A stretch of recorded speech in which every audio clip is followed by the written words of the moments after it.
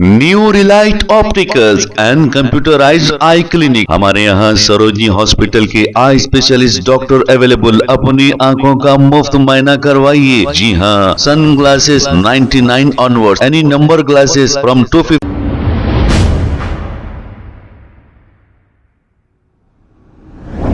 अस्सलाम वालेकुम नाज़रीन, 7H न्यूज में आपका इस्तकबाल है। कल कुछ ही देर की बारिश की वजह से मौला के छिल्ले का ये हाल हो गया है। अगर मानसून सीजन आ गया तो सड़कों पर इससे भी ज्यादा पानी जमा हो जाएगा और आवाम को काफी तकालीफ का सामना भी करना पड़ेगा। GHMC को चाहिए कि मानसून सीजन से पहले सभी ड्रेनेज सिस्टम को दुरुस्त करे। आइए देखते हैं ये रिपोर्ट।